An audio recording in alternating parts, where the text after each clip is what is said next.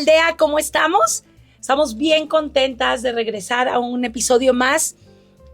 Todas reunidos, toda la aldea lista para escuchar, lista para aportar, lista para darnos una nueva visión de la crianza. O bueno, a lo mejor no, digo, a lo mejor me oigo muy mal diciendo una nueva visión, ¿no? Cuando mucha gente la tiene, pero a lo mejor es un momento de reafirmar la visión de lo que es una aldea para criar un niño, ¿no? Sí. Y este capítulo es un capítulo que mientras lo preparábamos, miren, me puse chinita ahorita que se los dije, mientras lo preparábamos me hizo revivir mi infancia, me hizo trasladarme a esa aldea que me crió, a esa aldea que me dio una identidad cuando fui niña y que hoy pues soy lo que soy gracias a muchas de las personas que sin haberlo tenido en mi conciencia, yo creo que hoy las voy a mencionar, hoy las voy a platicar y marcaron mi vida en mi crianza, en lo que soy, en la inspiración y wow, de verdad es que como me encantaría que esa persona estuviera escuchándolo, es más, en este momento ni siquiera sé si esa persona vive, pero estoy segura que después de este episodio voy a ir a buscar a esa persona. Y bueno, es un episodio muy bonito que nace desde este proverbio africano que dice, se necesita una aldea para criar a un niño, ¿verdad, sí, pues ya te arrancaste casi con el contenido, ya dimos mucho spoiler alert, pero sí, justo vamos a empezar a hablar de esta frase de por qué se necesita una aldea, para criar a un niño. Porque muchas veces yo creo que ahorita o la moda actual está en que debemos de criar solos. O por ejemplo hay un rol de una persona que esa es la persona responsable de ese niño y tiene que darle todo. O sea, vamos a decir como que hacer el trabajo de toda la aldea. Así como tienes que ser perfecto, a estos estándares, tienes que tener este tiempo, tienes que tener... Sí, como hay muchas cosas que es responsabilidad de solamente una persona. Y por lo general a veces puede ser de la mamá o otro adulto que esté a cargo de ese niño. Entonces yo quiero que nos pongamos a pensar, si tú eres una mamá que nos está escuchando o esa persona responsable de un niño, ¿qué te hace sentir cuando el peso está sobre ti? Porque, por ejemplo, a mí sí me había pasado, en los capítulos pasados les conté sobre mi transición de estar en la cuarentena en casa de mis papás y luego transicionar a mi casa. Entonces, para mí eso fue el tener ese peso encima de, híjole, tengo que lidiar con muchas responsabilidades, ¿cómo lo voy a hacer? Incluso yo me acuerdo decirle a mi esposo, porque yo le preguntaba, oye, ¿cuándo nos vamos? Hombre, pues mañana, pues no pasa nada. Y yo le dije, no, pues que no pasa nada para ti, tú vuelves a tu vida normal, tú haces tu trabajo, vas a tu rutina. Le dije, pero mi rutina ya cambió. Entonces, sí, digo, obviamente él me decía como para animarme, ¿no? De que no, pues sí se puede, lo vamos a hacer. Pero yo sentía ese peso sobre mí, tengo que hacerlo bien. La transición tiene que ser perfecta porque tenemos a una cría nueva, entonces tengo que hacerlo perfecto. Y creo que eso es lo que yo intento decir con lo moderno que hay ahora. Y cuando vivimos esto es vivir en estrés todo el tiempo, el estar preocupada todo el tiempo, tu bienestar emocional también estás como muy desequilibrado. Bueno, eso es como lo que yo pienso. ¿Y qué pasa cuando hablamos sobre crear en comunidad? Cuando creamos en comunidad, ¿qué beneficios tiene? ¿Sí? Entonces eso es lo que queremos como platicarles. Cuando tenemos esa red de apoyo, todo esto cambia, ¿no? Hay padres que experimentan menos estrés, hay niños que tienen mejor bienestar emocional y aumenta, yo creo que el sentido de la seguridad también de los niños. Entonces, creo que tú me contabas un poquito de tu crianza cuando estabas tú más chiquita, porque bueno, mis tiempos son un poco diferentes, pero diferentes. Tú hablabas un poco de que tú todo el tiempo corrías hacia las personas que estaban a tu lado, ¿no? Cuando necesitabas una ayuda. Cuéntale esa anécdota. Justo, yo me crié en un barrio, eso es padrísimo, a mí siempre me enorgullece mucho decir eso. Mis abuelos tenían un rancho muy grande, la familia de mi abuela, y entonces ese rancho como que lo fueron fraccionando y se hizo una colonia ahí chiquita, y bueno, parte de la familia se quedó con terrenos, ¿no? Entonces nos quedamos viviendo ahí, pues estaba mi familia, estaban tíos de mi mamá, primos de mi mamá, y familias que habían llegado a constituir esta colonia, ¿no? La supercolonia Topo Chico acá de Saltillo, ¿no? Que está sobre el Boulevard Valdés Sánchez. Y yo puedo recordar mi infancia yendo los sábados a comer a casa de mi tía y caminábamos solo cuestión de 2 cuadras y comíamos allá y cruzar la calle y estar en casa de mi abuela, cruzar a la otra esquina, estar en la casa de mi otra abuela. Pero algo que me marcó muchísimo, digo, esto me marcó y ahorita les voy a platicar más de eso, porque de verdad es que, Dani, cuando tú me motivaste a este episodio y me platicabas sobre el contenido que íbamos a platicar en este episodio, fue como una película en mi cabeza, ¿no? Como regresarme a mi infancia y poder ver esas escenas que yo no había valorado. O sea, que yo daba como por hecho que así era la infancia de un niño, ¿no? Pero cuando te escucho decir, ¿por qué ahora la expectativa es criar solo? Yo dije, ay, caray, o sea, yo si algo no estuve en mi infancia fue estar sola, ¿no? Uh-huh. Entonces yo recuerdo, como te digo, todo esto de la familia. Los domingos cruzábamos el bulevar, que en aquel entonces el Valdés Sánchez aquí en Saltillo era la carretera 57, o sea, era como salías de Saltillo. La cruzábamos y estaba la casa de mi tío que tenía una pila y los trabajadores hacían la barbacoa, íbamos llegando la familia poco a poco, iban llegando los amigos y todos crecíamos en esta comunidad. Y si se nos había olvidado el traje de baño, cruzabas a tu casa y te acompañaba tu prima, te acompañaba el vecino, te acompañaba el que fuera a eso, ¿no? Y nos podíamos mover en esta comunidad. Y les estoy hablando que tampoco vivía aislada, no es como que vivía en la zona conurbada de Saltillo, sino que tenía esta comunidad. Uh-huh. Se sentía esta aldea ahí ahora le puedo llamar aldea, ahora puedo saber que era una aldea. Sí, y me gustó esa parte donde dices como creo que no lo valorábamos. No. Porque ese yo creo que es la parte así como más padre de este capítulo, porque creemos que cuando estamos en esa comunidad, eso me pasaba también en mi cabeza y decía, a ver, ¿a quién me parezco ahora? O sea, hay cosas que si te preguntara como, ¿a quién te pareces de tu familia? Y dices, no, pues yo a mi abuelo porque era súper ordenado y yo soy igual. Y yo a no sé quién porque hago estos mismos gestos. O por ejemplo, mi abuela es alguien que hizo un chorro de dichos. Entonces mis amigas siempre me dicen, ay, ¿cómo te sabes tantos dichos? Y yo, pues bueno, porque crecí al lado de mi abuela abuelo, y estoy con mi abuela. Y mi abuela me dice mucho y yo digo mucho. Y a lo que voy con esto es, ¿a qué comunidad, a qué aldea quieres que tu hijo se parezca?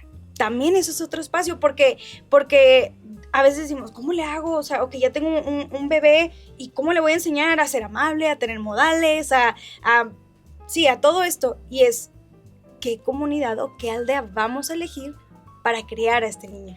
Fíjate que yo creo que mis papás ni siquiera lo hicieron como en forma consciente, sí. Sino que era como un deber ser o como algo que se daba de forma natural en la crianza.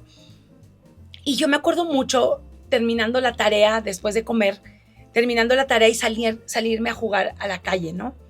Y era solamente como tirar el grito en la casa y decir, voy a andar en la calle. Y yo no sé si alguien que nos está escuchando puede imaginarse en este momento que tu hijo te dijera eso en este momento. Te apanicas, prendes el celular, le cuelgas un GPS al niño, la GoPro colgada aquí para verlo por dónde está caminando y todo. Y yo me recuerdo a mis papás tomando la siesta y, ok, con cuidado, ¿ya? Porque sabían que afuera, pisando mi casa, había una aldea que estaba para cuidarme. Había una aldea que nos criaba. En la esquina estaba el señor de la tiendita de abarrotes que veía por nosotros, veía los huercos que pasábamos corriendo y salía, ¿no? ¿Qué andan haciendo? Y tengan cuidado, y ahí viene el camión de la coca, y sí, cuídense los unos a los otros, y nos podíamos conectar. Y aquí es donde quiero yo platicarles sobre esta persona que marcó mi vida, ¿no? Era una amiguita muy cercana que tenía. Vivía ella cruzando mi casa como a tres calles, y esa era la primera a la que le iba a tocar yo la puerta, ¿no? A Laurita. Y yo me acuerdo entrar a jugar a su casa, y la mamá, aquí es donde viene lo bueno, su mamá era maestra. Y yo me acuerdo que para mí, hoy me resuena, y no lo había, siempre me quiebran estos capítulos, no lo había pensado así, pero la personalidad de esa mujer me hizo a mí llegar a lo que hoy quise ser, maestra. Esa señora era una mujer, y espero que no estar hablando en pasado y que esté viva para podérselo ir a decir.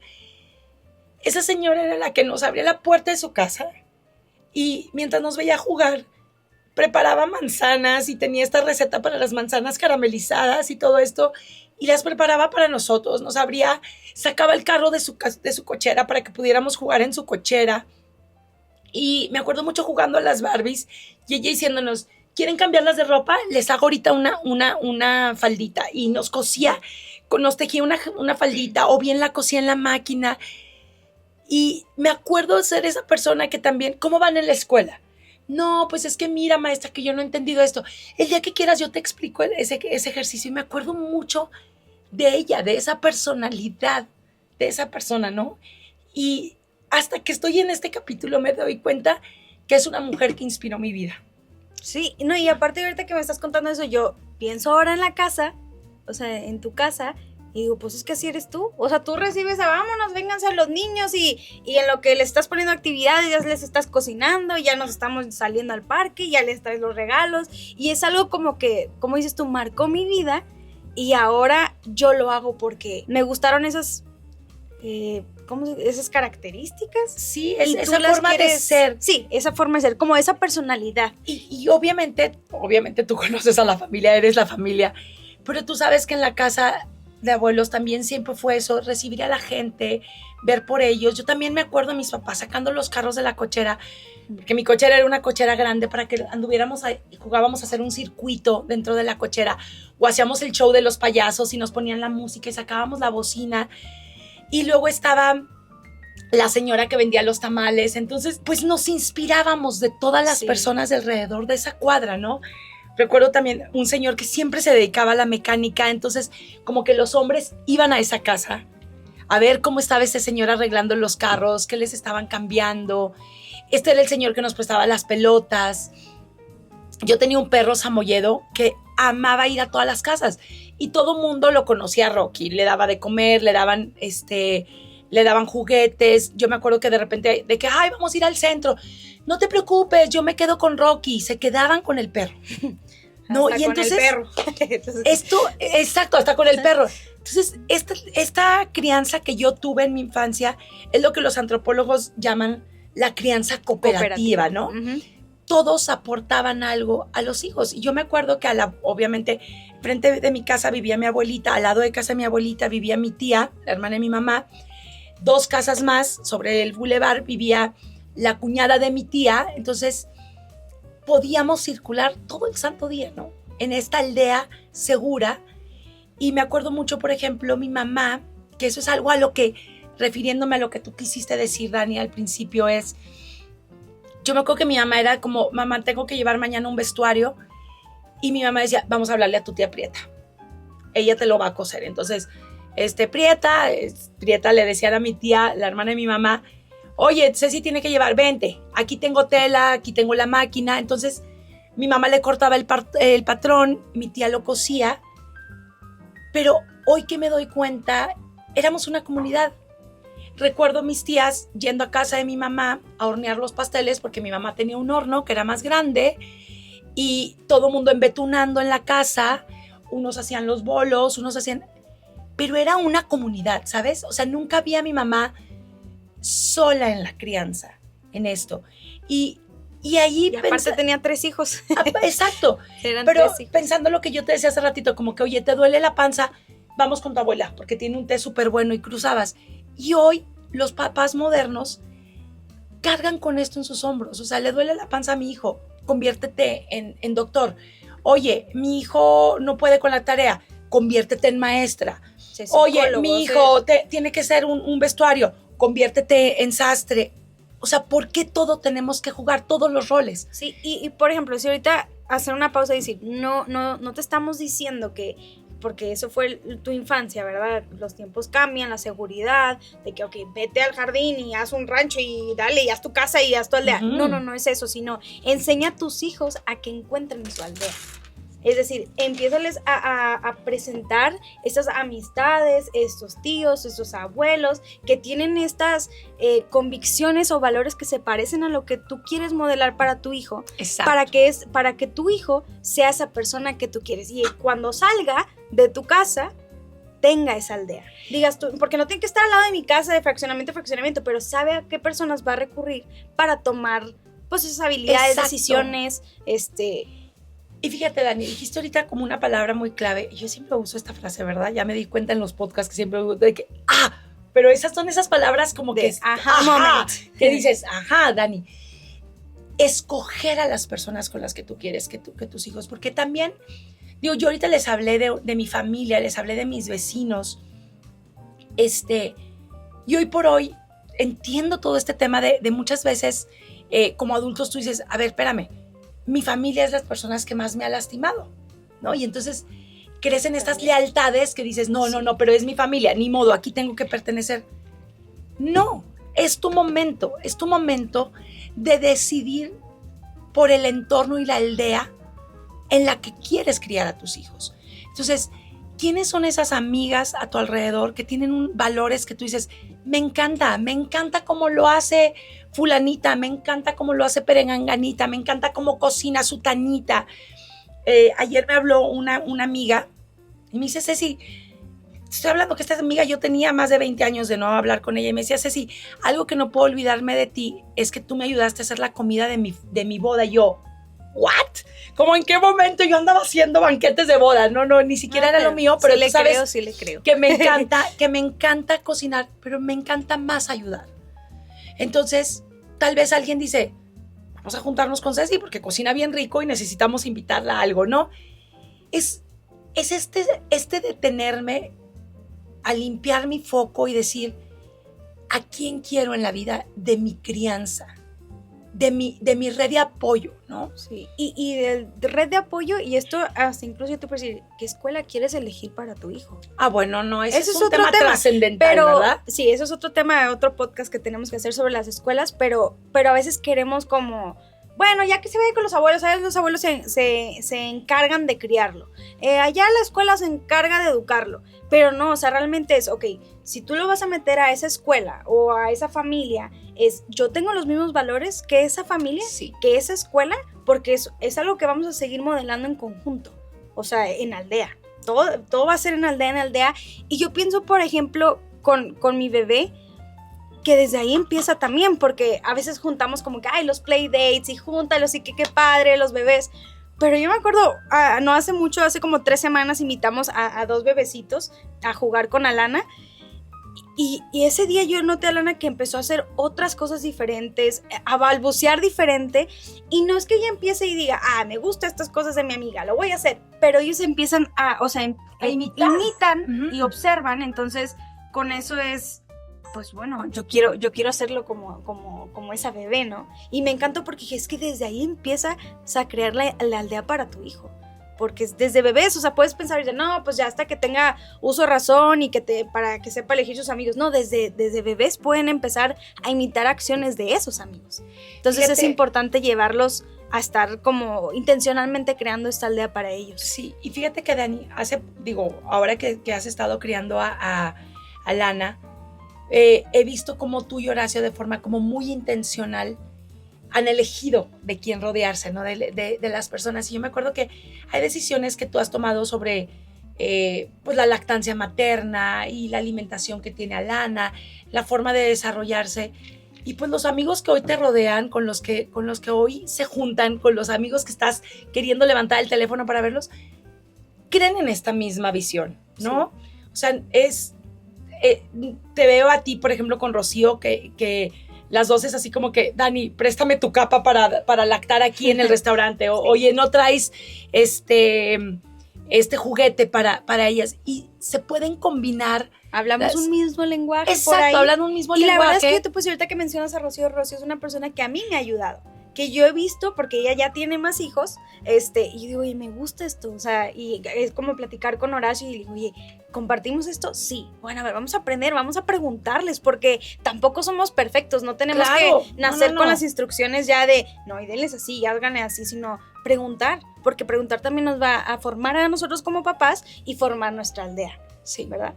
Y fíjate que yo sí me quiero regresar a algo que tú dijiste, híjole, lo vamos a dejar para otro podcast, pero creo que es bien, bien importante, Dani, porque como que hemos hablado ahorita la aldea, como refiriéndonos solo a la familia, a los amigos, pero tú mencionaste una aldea que es muy importante, o por lo menos esta parte que constituye la aldea y es la escuela. Uh-huh. Y es lo que podríamos llamar como estas tribus modernas de ahora, porque la verdad es que los papás de ahora son papás muy globalizados, que los cambian de trabajo, de una ciudad a otra, de un país a otro, de un continente a otro, ¿no? Entonces ya no es como que, a ver, si suena bien padre este podcast que están haciendo ustedes, pero no es mi realidad. Yo me estoy moviendo constantemente de país, todo eso, pero es ¿a dónde muevo mi aldea? Y alguien que siempre te va a acompañar para constituir sólida tu aldea es la escuela. Sí. La escuela es la segunda casa de tus hijos, es el lugar que promueve los valores con los que tú estás o no estás de acuerdo, sí, ¿no? Tienen como esta línea, yo siempre les digo, y esto sí se los vamos a platicar en otro episodio, porque no sé si muchos de ustedes, de los que nos escuchan, saben que Dan y yo nos dedicamos a la educación, que tenemos una escuela, que tenemos 20 años dedicándonos a la educación desde la escuela, transformando vidas desde una escuela, y sabemos el poder que tiene una escuela, ¿no? Y no estamos hablando solo de nuestra escuela, en la que tú y yo laboramos, sino la escuela que tú escojas para tus hijos. Es la parte que tú metiste a tu aldea.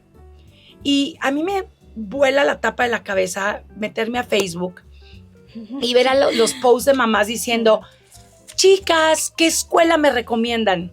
Y yo digo, a ver, es que no estás pidiendo recomendaciones sobre un cafecito.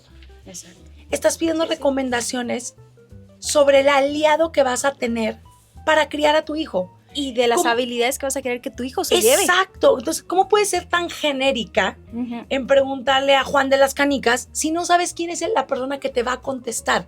Tú no sabes ni siquiera la persona que te está contestando y te pone, me encanta este colegio, hemos sido súper felices aquí, todo. Pero dices, espérame, o sea, ni siquiera esa persona tú sabes si tiene relación contigo, si va en la misma línea que tu familia, si tiene el mismo propósito del futuro para sus hijos que el tuyo. Sí. Entonces, neta, aquí es donde yo hago un paréntesis y les digo, de verdad, sean muy celosos. Es como preguntar en el Facebook, oigan, ¿con quién me recomiendan casarme? ¿Conocen por ahí a alguien? Tu marido, ¿cómo les ha salido tu marido? ¿No tienen un hermano? A ver, ¿qué onda? ¿No? Es una decisión muy importante. Es una decisión muy importante. Misma decisión importante que es quién me va a ayudar a criar y educar a mis hijos. Sí. Entonces, ojo, no hagan esas publicaciones, please. De verdad, es el futuro de sus criaturas. Sí. Esto es algo que debemos de tomar súper, súper en serio. Sí.